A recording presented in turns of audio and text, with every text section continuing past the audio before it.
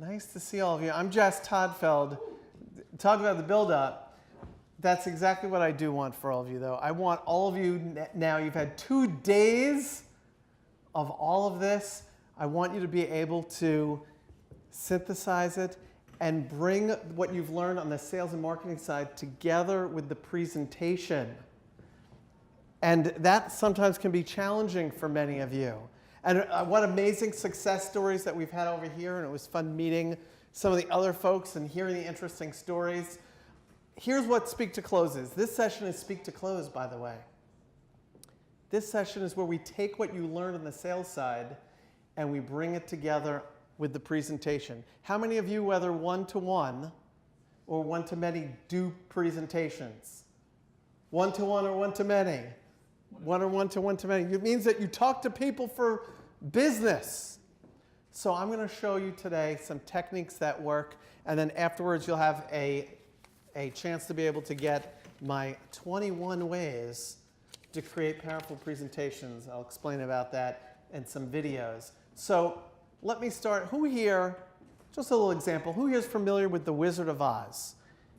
Is everybody familiar? Everybody? Yes. Okay, good. Woo! All right, helpful. So I'm going to start by making a little example, talking about a scene from The Wizard of Oz. All right? So let's just jump over here. We've seen the title here. And OK, good. So let me start. I'll just go over to this side. All right, so in the scene, Dorothy and Glinda together. She instructs her, waves her hand, closes her eyes. We'll jump over. Glinda says, and think to herself, there's no place like home. There's no place like home. There's no place like home. Then Dorothy says, there's no place like home. There's no place like home. No place like home. A little dissolve. Munchkins wave goodbye. Dorothy says, there's no place like home. The witch laughs. And the wizard's at the control panel in the throne room. He turns. Dorothy, there's no place like home. Glinda leads the Munchkins. Right now, this is really riveting to all of you, right? Isn't this fantastic, what you were hoping to have? Right now, we're just saying there was such a buildup, it took a nosedive. What happened? All right, I'll tell you what. To make this example, let me put it into a format that you were really hoping for. Bullet points. All right, so Dorothy sees a tornado. It takes the house away. Munchkin land, red slippers. I think they were Manolo Blahniks. That was way better, right? Not so much. It got quiet. No? You mean, would it have been better if I had just shown you what it was? As we try to push next over here, here we go. If I just said I want to make an example using Wizard of Oz and just showed you what it was and then talked about, would that have been better? Okay, every head is nodding in the room. Here's what we learned in 90 seconds. What we learned is this, and you tell me if I'm wrong. You don't really prefer being read to. Is that safe to say? Okay, and that bullet points didn't really make it better. That's safe to say too? And if I'm just going to tell you something, often it's just better, just tell me. We don't need to even see it. Just tell me, look me in the face, and tell me what you're going to say. So we know this as audience members, yet when it's our turn to go out there, we say, oh, here's what I'm going to do. I'm going to load up all my notes over here, whether it's on an iPad or you're sitting in front of someone, hey, look at my laptop. And then I'll read them because that's easier for me. And then it'll be fine, right? But has anybody who wants to admit that they've done that to other people? I've done it to other people. I'd hopefully not do it so much nowadays. Anyway, nobody, not a single, okay, one person per me. Yes, of course, we've all been there and done that. It's not exactly helpful. So we don't want to do that. I'm going to show you some techniques today to make it better. And that's an example of definitely what not to do. Oh, you had a little preview. I'll tell you in a second. I want to give you a quick little background on me because you heard little bits and pieces of these things, and Ramon, a very nice friend, saying things. Background is this. I was a TV producer for 13 years at the national level. I worked at ABC, NBC, Fox, News Talk Television, regional news. I had a whole lot of shows I worked on: America's Talking Morning, Midday Live, Alive and Wellness, What's New, Bugged, a tiny show called The O'Reilly Factor. A bunch of titles, all different titles that I had: producer, assistant producer, associate producer, desk runner, desk assistant, tape editor, tape runner. But the way I cut my teeth as a communication professional was not watching those people in the communication field. You'd think that they would be great communicators. Not really so much. They're a little dicey too, meaning the people behind the scenes. The way I cut my teeth was doing a very specialized type of public speaking called stand-up comedy. And that was, I'm glad that I got laughs from that table, because it was harder when I was doing it those days. It was, you had to fight with people. And when I bring this up to people, they'll usually say, oh, that's really interesting. All right, tell us your worst disaster bombing story, because it would make us laugh. Ideally, people would learn something from it, and actually you will, because I'm going to share my worst disaster bombing story. Let's hope it's not today, no. I was out there, and this is about 16 years ago, that a buddy of mine and I would just go out, and the big thing was just to get stage time. You just want to be in front of people so you can hone that skill. Often, also like presenting, even if it's one-to-one on the phone. The more you do it, the better you get. So my buddy, Pat O'Rourke, he and I would help each other get gigs. So he calls me up and he says, Jess, I got us a spot, I got us a gig. Okay, that's how he talks. We're from New York. What do you want? And so he said, I got us a gig. And I said, fantastic.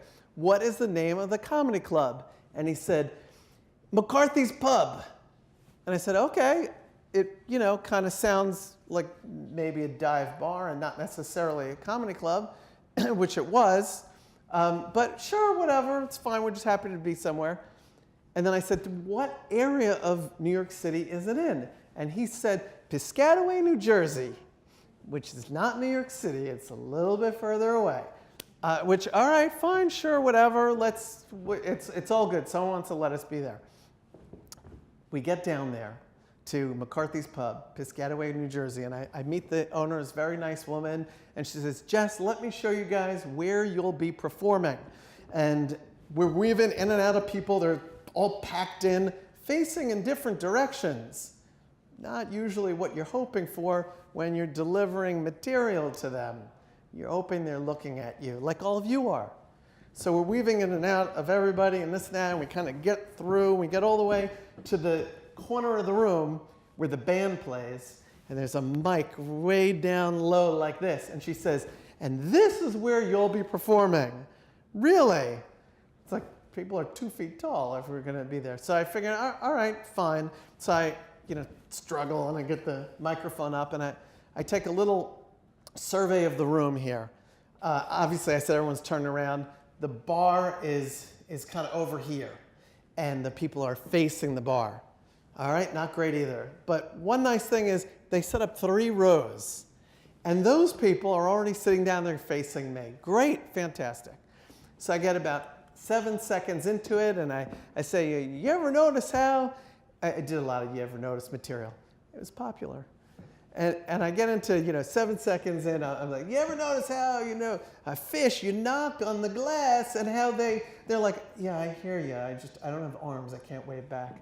And you keep doing, they're like, oh, you got me again. So I'm 7 seconds into this thing, and a guy in the 3rd row stands up. So I'm like, okay. And he looks me in the eye, and he says, shoulda rants. And I said, shoulda what? And he said, shoulda rants, which I should point out means nothing in any language. Doesn't mean anything. It doesn't. How do you come back to that? I've been practicing for hecklers, and things like, I don't like your face, and let me tell you. So I'm figuring out, okay, let me see what this situation is here. And I'm looking at him, and I see he's got this green woolen hat pulled down with salt and pepper hair sticking out the sides, and he's got lines in his face and dirt in the lines, wrinkles and things, and he's got a mustache like a walrus just covering his whole mouth. and I could tell the way he was holding his Heineken. It wasn't down here. It was a little bit further back. Shoulda rant. So I was thinking, I don't like your faces out. Totally out. I'm not going to say that to this guy, or I might not like my face. So I stopped for a second. I just said, thanks for playing, which is not funny. It's not funny. It doesn't help anything. But he sat down, which is good because I like my face. And so he sits down, and then maybe that was the code word. I don't know what was going on. But I lost the confidence of the people in the rows that were next to him. They started talking. These other people were never listening. It was bad. And then I just did my whole routine, and nobody listened to it. And I said goodbye, and they were probably like, oh, is he still here? But here's what I learned that can hopefully help all of you in presentations, either in a setting like this or one-to-one. What I should have done is I should have been willing to change to suit what was happening. You have to be willing to change. So if he was yelling at me, I should have had a fun dialogue with him. I should have asked him questions. If it wasn't about him, I should have stopped and started doing some material on the people at the bar who were fake focused over there and said, oh, look, he's about to pick her up. Oh, he's going in. Oh, and he's shot down. I should have done some of that. I should have spoken to the moment and let go of my pre-planned material. This would be pre-planned material over here. And we're not always willing to do that. We show up and, we just want to go with what we already had. So that's a little background on me. And today we're going to jump into speak to close, closing more business, creating more impact, influence, and revenue as we're closing out today. Who would like that? Yes, okay, good, all of you. But I'm going to do one better. I'm going to rename my own talk. Why would I do that? Because I really believe it's the secret to power and influence. Even better, that's what I think what I'm going to show you today. The skills in connecting with people and bringing them authentically to the close. So let's jump right in. I have a question for all of you. What do you think is more important when it comes to presentations? Style or substance? Let's see. What do you think? Style or substance? And I will tell you, it is a trick question. All right, do we have any for style? We have some for style. They feel style. Who feels substance more important? We have substance, good. Any thoughts is exactly right. I saw their wheels turning. Yeah, you have to have both. You can't have one without the other. And a lot of people think that if you're talking about presenting, and today is where I'm going to be weaving in more of the sales pieces, that it's all about body language. Oh, here's what you do, and stand on a chair and get everybody to throw their arms up, which is nice. That's a good thing, but you have to have substance. If I did that for the next 4 hours that I'll be speaking today, that would surprise them. No, it's only going to be an hour, but I'm going to make it feel like 4. Is that better? That's not good either. You need to have both. You need to have both. So when I talk about this and I talk about style, say an actress goes on TV, actor and actress. A lot of times it's all style. We're not really looking for substance. It's all fine. We listen, have some fun. The opposite would be a college professor. They're all substance, no style. And they have one thing the rest of us don't have when we're in business settings and sales conversations, which is he can fail you. And we can't. We can't do that. So you have to have style and both style and substance. So how can you have more style when you're out here and you're up here? No, seriously, I'm asking you. I have no idea. I didn't come up with anything after right now. I'm out of material. No. How can you have more style? What do you guys think? Any thoughts of something that you can do? I'm going to bottom line. I'm going to make it really easy for you. Go ahead, yell something out. They're not sure. That's why they're here. What's that? A suit? Okay.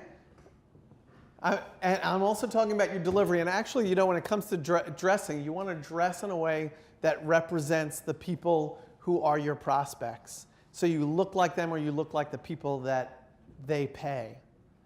So that's one piece. But what's that?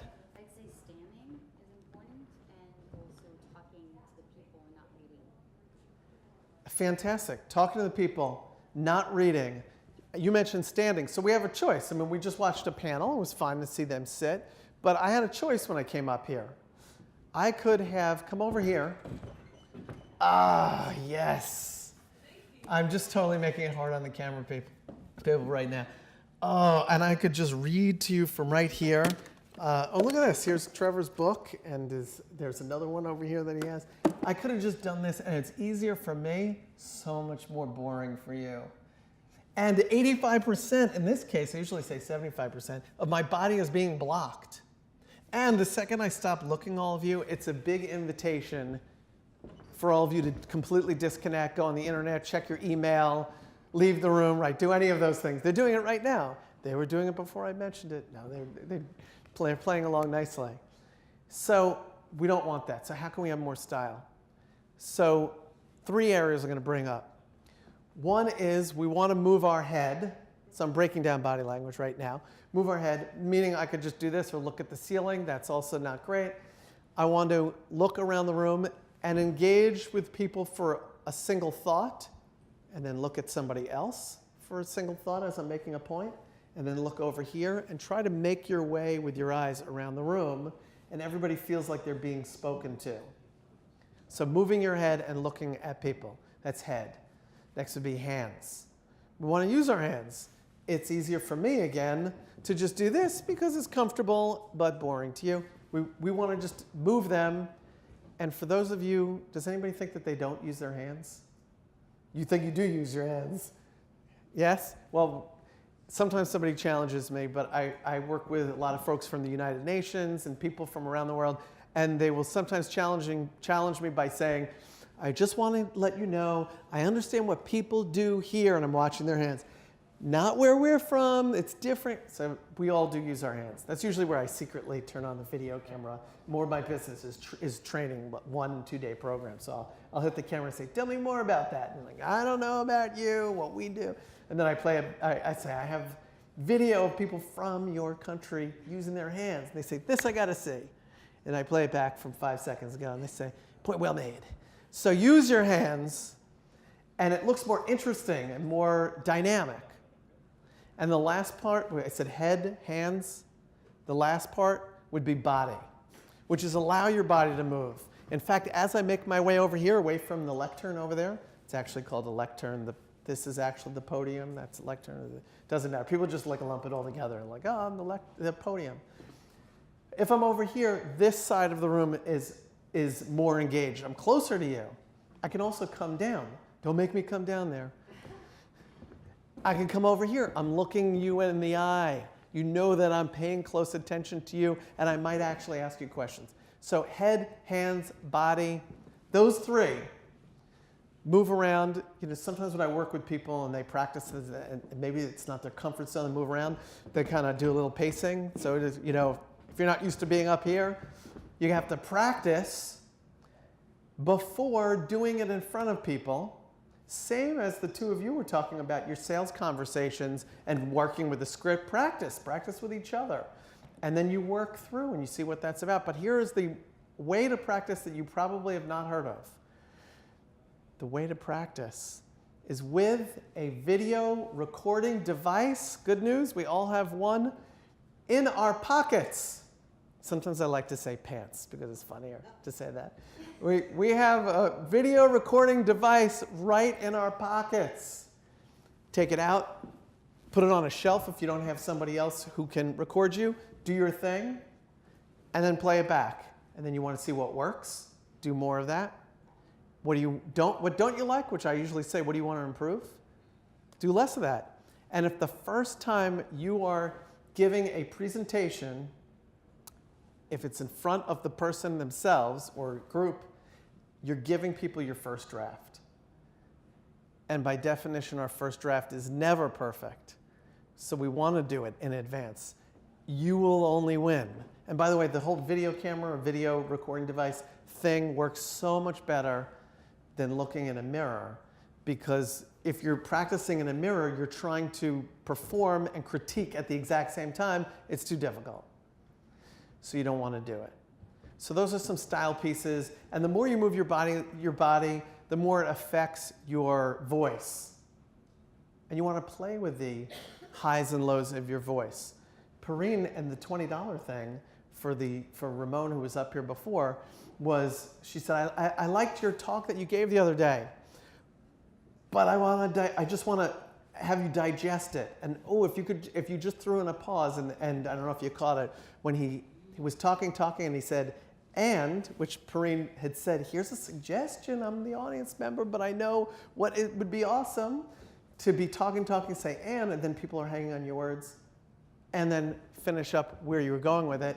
It worked like a charm. All of you stopped and paid attention and were completely engaged. Another fantastic technique to try, the power of the pause. Another great style technique. So we're still on style over here.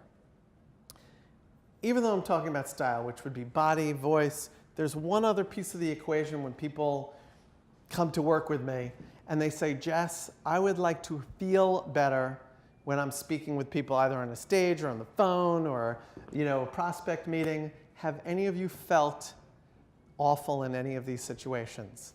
Like in your stomach, you want to throw up a little bit. But hopefully you don't, because that would be embarrassing. A bunch of heads? Oh, we're going, yes.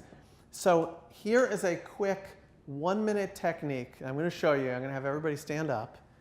Yes, just standing. Well, we want to get the energy going. Anyway, as we hit the end of the day, I want you to put your hands up like you won the race or the event. And yes, it looks really good. I want you to just quickly look at the faces of everybody else in the room. Quickly look at each other's faces. What do you notice? Everybody's smiling. You know why everybody's smiling? They just won. Wait, keep doing it, because I'm going to tell you why the heck we're doing this. Your body starts to feel great. So there's some interesting information that came from Amy Cuddy from Harvard. No, keep doing it. You got to do it for 2 minutes. And what she said is testosterone goes up, the strength hormone making you feel good. Don't worry, you won't grow a mustache. And cortisol, the stress hormone, goes down. So you feel more powerful. Keep doing it.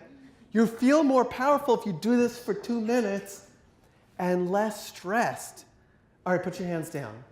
Let me ask you, how do you feel? Amazing. Amazing. That's fantastic. You can do this privately. I say privately because my wife heard me do this once, and she said, are you telling people to walk out to a speech? Hello, it's good to be here, everybody. I'm scaring bears. This is how you scare a bear. You have to be taller than them. I don't. So that would be what not to do. Don't do that. But you can do that, and she has other power poses. So she has a great TED Talk if you have the internet. Anybody have the internet? Just Google it. And Amy Cuddy, C-U-D-D-Y. So she has this power pose. She calls it the Wonder Woman. This is I won the race. And they found that animals in the wild do this. Primates. Nobody told them that this is a good thing to do. People who are blind who've never seen somebody do this. Young children go like this when something works out. I once told one of my kids when he was 4, it was late at night and we were traveling. He said, can I have ice cream? They're selling ice cream. And I said, well, I don't know. Yeah, all right, you can have it. And he dropped to his knees. Yes! No one told him that that's the move. But it worked well. He got ice cream out of it. How can we say no at that point? So style and substance, those are the substance, the style pieces. And now we're going to jump into substance, which would be, oh yeah, load it up. No, don't load it up. If you could only see her face right now, she's like, oh, it just took a turn. Why would you put that up? That is what I call the data dump. You've decided to just dump data on people, which is not nice. Don't dump data. There's a lot happening here. And the rule for PowerPoint is, if in doubt, leave it out. Just talk to people like we were doing just before. Like when I blanked it out. By the way, that's a black slide. That's a slide with nothing on it. So that I can, as I said, look you in the face and talk to you. And then when you come over here, it should be one idea at a time. You may say, Jess, then I'll have 100 slides. Okay, one idea at a time. Too many ideas is like having 2 telephones on each ear. If you've ever done that, nowadays you have to have 2 cell phones. But growing up, we were able to do that. And it doesn't work. So this is not effective and it's not memorable. Just to prove that it's not memorable, I will ask this table. I'm going to give either of our 2 twins here. What are your first names, by the way? Hope and Faith. Oh, I love that. Well, I have no faith or little hope that you're going to get this right, but we'll see. The low Swiss corporate tax, it was up there for 30 seconds.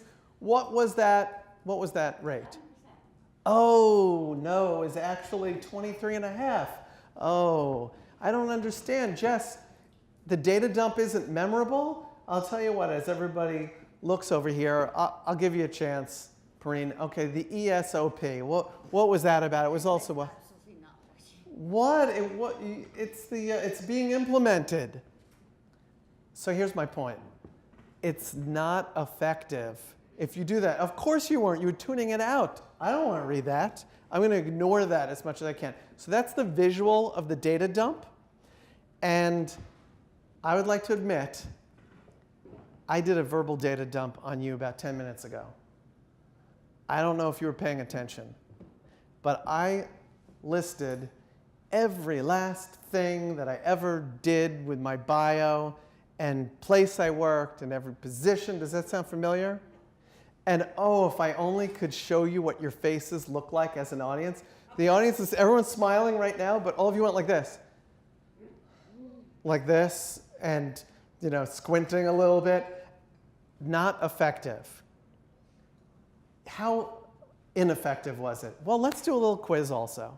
I'm going to break it down into 3 pieces. The first was the networks that I worked at. What networks did I work at? ABC, not CBS, but ABC, Fox. NBC, there's only so many networks. There were 2 other little ones that I mentioned. Any idea? All right, 3 out of 5. There's only so many networks. It's going to get harder in a second. It's also not, winning percentage. But okay, the next was I went through every show that I worked on. What shows did I work on? O'Reilly, one big name that you remember. What else?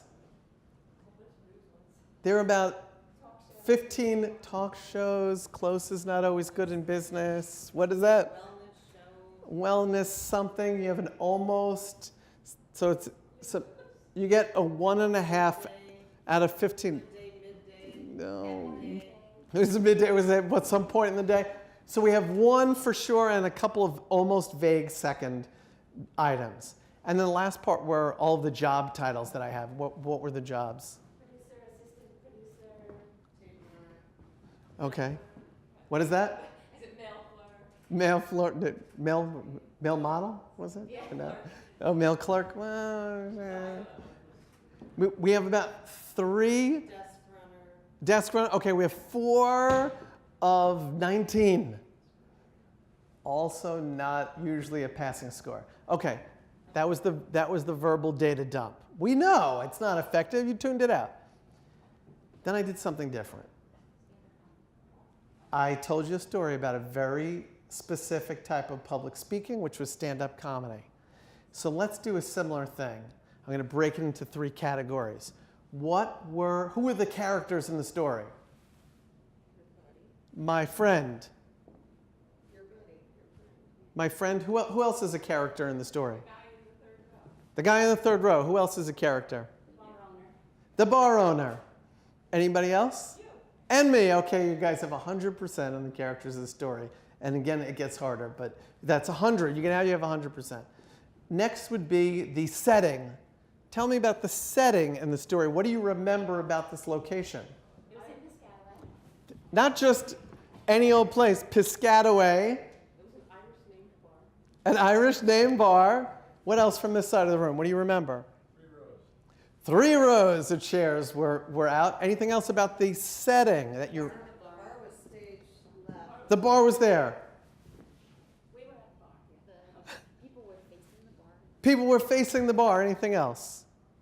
People were not facing the stage. They were not facing the stage. Exactly. You have a sense. Anything you remember about over here? The microphone was 2 feet off the floor. Microphone, not just it was low, it was 2 feet off the floor. That's the exact measurement that I gave for that. It was probably 1 foot, but men tend to exaggerate on that. That's another thing.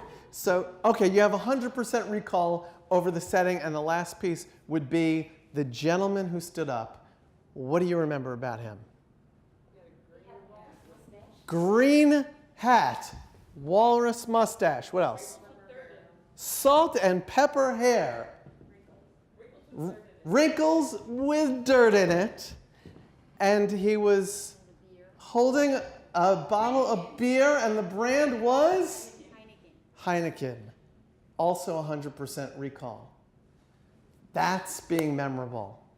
That is getting people to retain what you say. If you can get people to remember everything that you say with such clarity, and by the way, there's an extra piece to it. Every story should have a point. So it's one thing to tell stories. What was the point of the story? Go with the flow. Change Be adaptable. Be adaptable, go with the flow. That's the exact, whatever wording I have, that's exactly what the message was. To do that, be willing to change. So if people could remember everything you said and the whole point of what you said, Ellen DeGeneres had a book about 15 years ago called My Point, and I Do Have One. So I always say, have a point. It seems like a good idea. If they remembered all of that, can you imagine if they went back to think about it? I do air quotes, not only because it's just fun to do it around everything that you say, even when it's not warranted, is because a lot of times they go back and they say, I'll think about that, and they're not necessarily thinking about it. But when you create sticky content that really is sitting with them, you have prospects who show up consistently over time. I built a business with this as one of my methods of getting in people's heads. Now it sounds sinister. I've gotten in your head. But I've had it where I do a conference call. We were talking about that on one of the breaks. And one of the people in the room on the conference call, they were going to bring me back to a company. And the guy yells out, Heineken bottle, ha ha ha. And it was dead silent after that. I said, everybody in the room now thinks that Tom has lost it. And then everyone laughed and goes, why did Tom yell that out? And obviously he remembered from 2 years prior. So we want people to remember what you say so that we can move them to the next level, which is action. I'm going to give you 4 levels of being an amazing communicator, probably worth writing down, which is level 1, people need to understand what you say. If they don't understand it, you're dead in the water. So what does that mean? It means if I was talking too low today, I'm messing up the recording. If I was talking too low today, or I had an accent that was hard to understand, or I was using verbiage that you didn't get, done, you're going to tune me out. We never move to the next level. Any of those things, if in any way you don't understand, there's a great phrase in the sales world where they say, a confused mind always says no. We don't want to confuse them. So first is understand.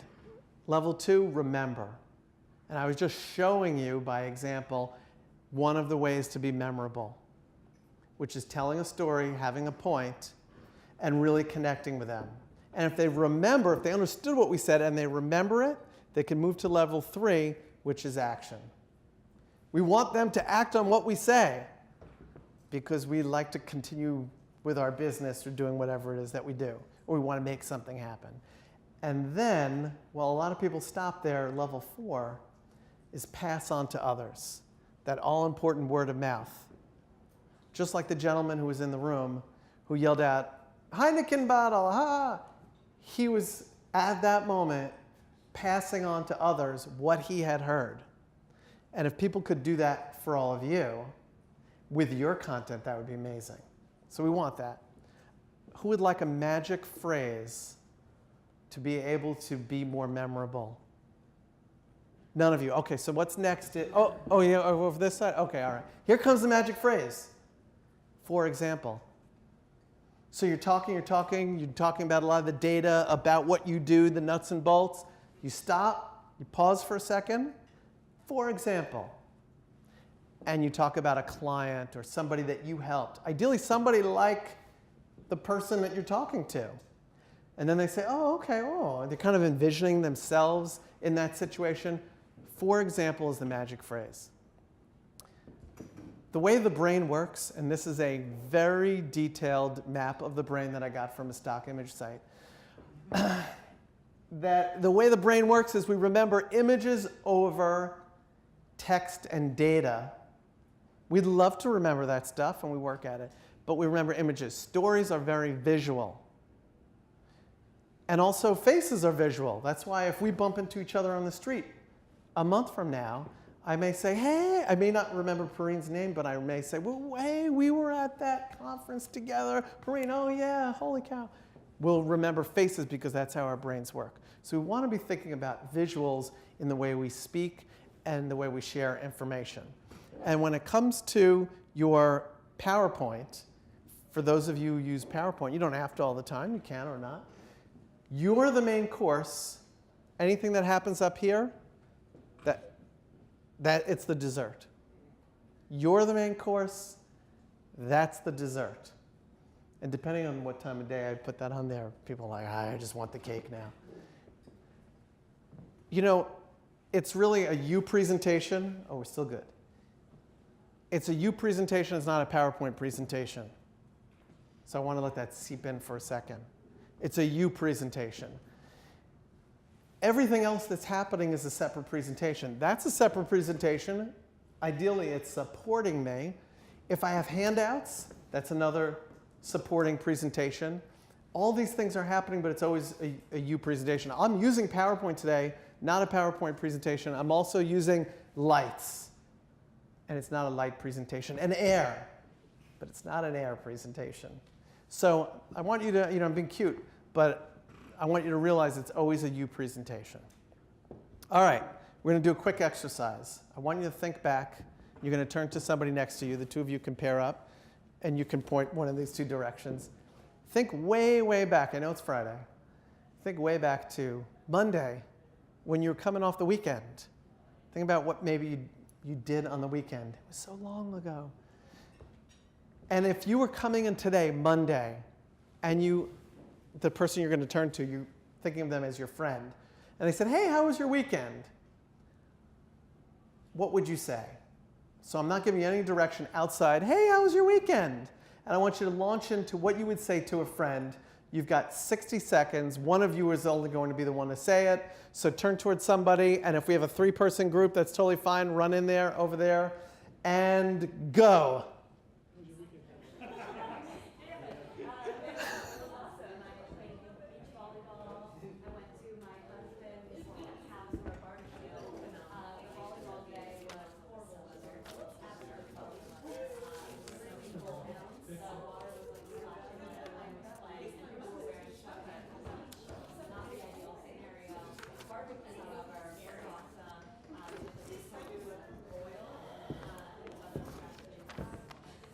Thirty seconds.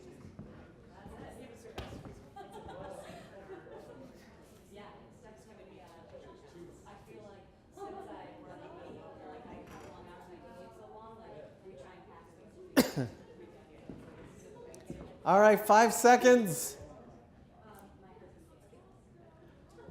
And stop. All right, whose partner had a particularly interesting weekend? Anybody? Okay. So which one of your partners, the other person, tell us about their weekend? All right, so let's hear about your weekend. Let's hear Perrine about her weekend. I should talk Yes. about her weekend.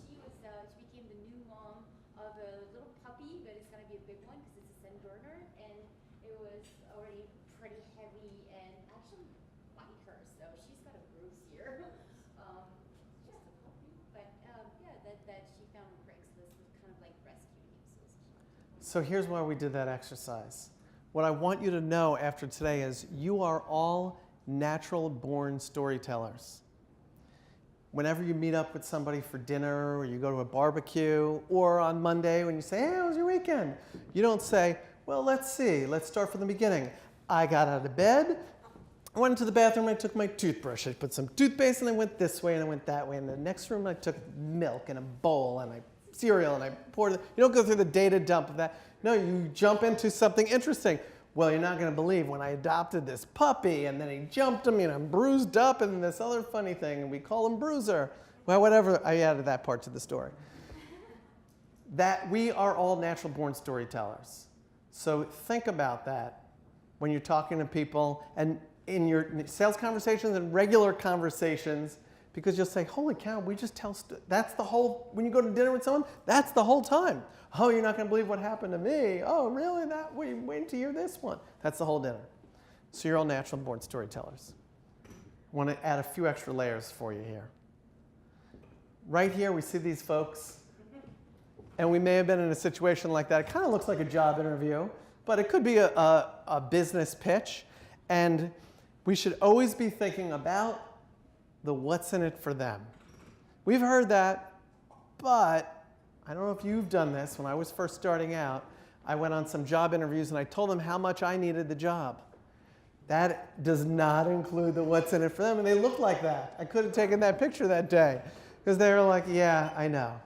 Instead of me saying, here's all of the massive value I can deliver for you, and that's tying in a lot of what we've heard the last 2 days about delivering massive value. We're talking about helping people to make more money in less time, right? That's value driven. So we want to be thinking, what would make their faces light up? It's the what's in it for them. And ask yourself, do a reality check, are you really doing that?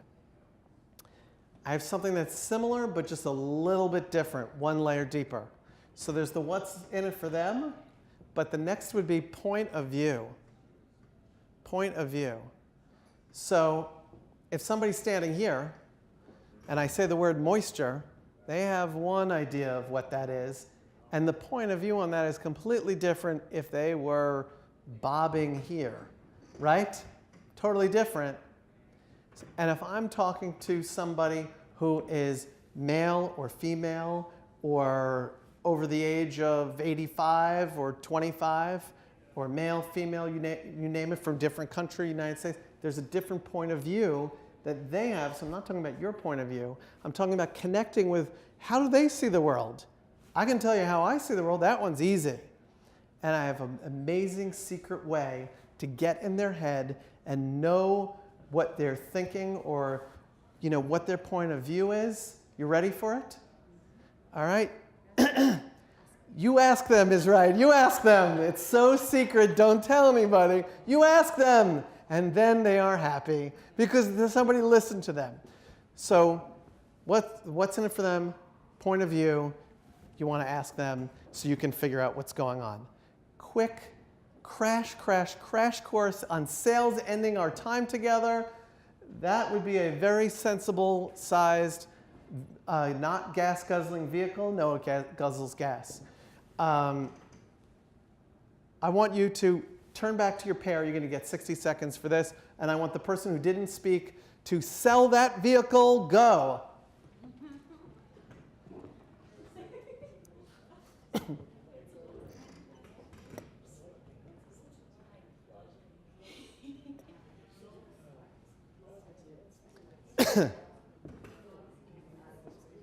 Thirty seconds.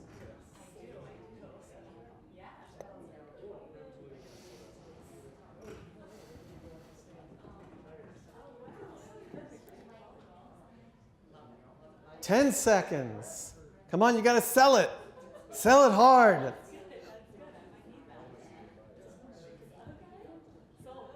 All right, and stop.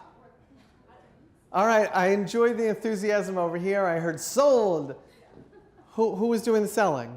He was doing the selling. Okay, so I'll ask you then, since he was doing the selling. What did he say to you that resonated with you?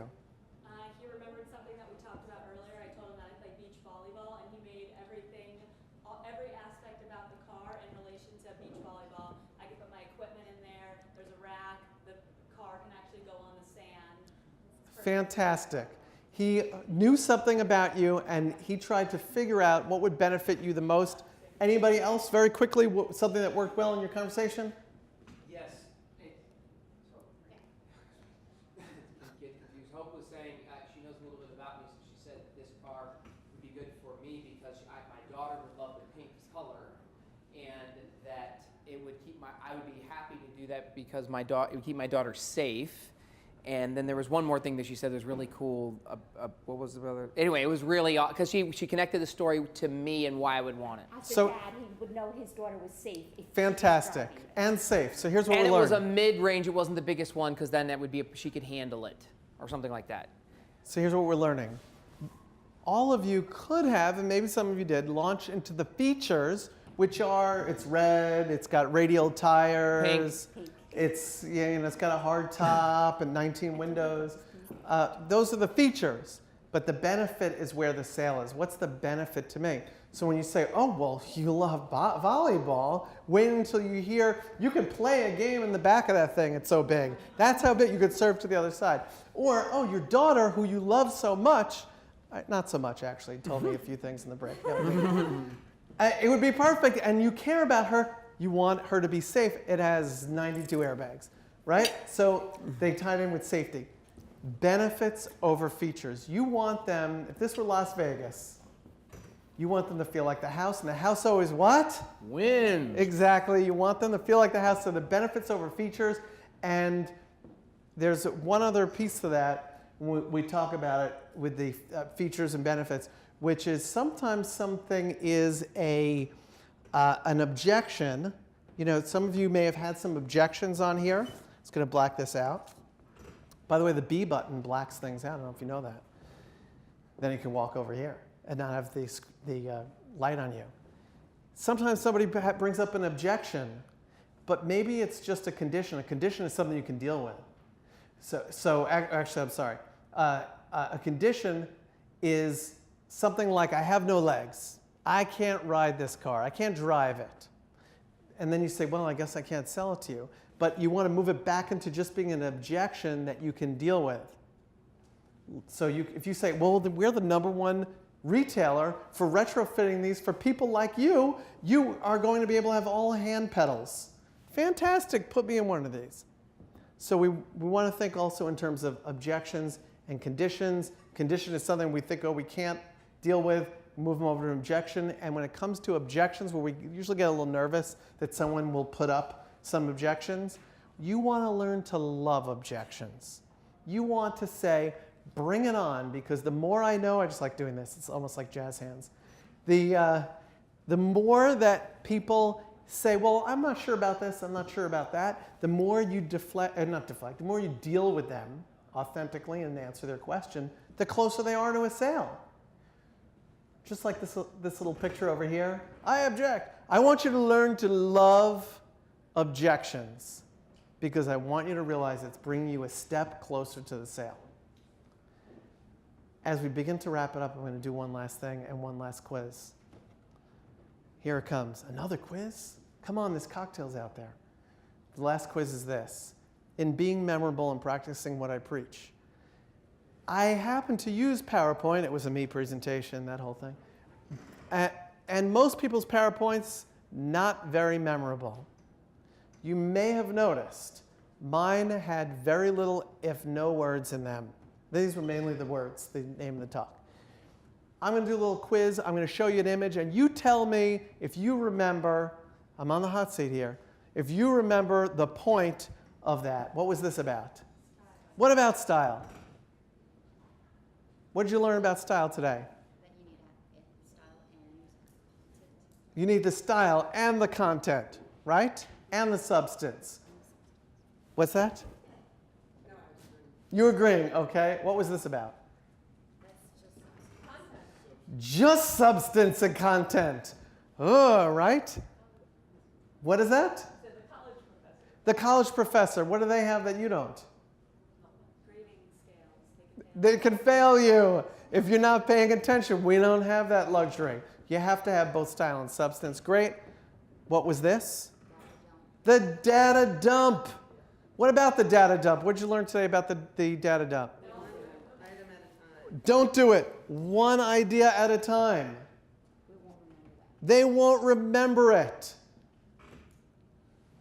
Your stock image of a brain. It's my stock image of a brain. What did we learn about brain science today? How do our brains work? People remember images. Fantastic. What is? It's a conversation. That's just the dessert. You're the main course. I'm the main course, and it's a Jess conversation. Whatever's happening here, or a you conversation, you presentation, whatever's back here, that's the dessert. You're right. What's in Your first job interview. The what's in it for them, and if it were a job interview, what do we want to do? And what are we trying to make? What's that? Get them out of bed. Change their clothes. I think it's supposed to be a business suit that's a little bathrobe. their point of view? Yes, well, it's leading us towards what's that point of view? But you remembered it. And it did actually, that was one layer deeper. So yes, if you're here or you're here, it's all about your point of view. But what does that mean for all of us? What if you're talking to people, what are different points of view? What is that? Connect with them, whether they're from a different country or a different age in life. What is that? They have different perspectives. Different perspective, exactly right. And what do we learn about sales? What's that? Sell the benefits and not the features. Love the objections. Oh, that's coming up. You're right. Hold on. You're right. You're right. What is this about? And who is the house when it comes to a sales conversation? We are the house. But you want them to feel like they're always winning, right? We want them to feel that way. And last but not least, what was this about? Objections. And what about objections all at once? You want to learn to love objections. That's how you can go out, be memorable, make bigger things happen in your sales presentations. I am happy to share with you, as we're rounding it out, if you bring up a very quickly filled out evaluation, it takes 2 minutes, I will give you my 21 ways to create powerful presentations that goes even a little bit beyond some of what I talked about here and talks about something called Open with Fire and the 4 example and all of that. I'll hand that to you. But that is how you can be memorable and close more sales. Thank you very much.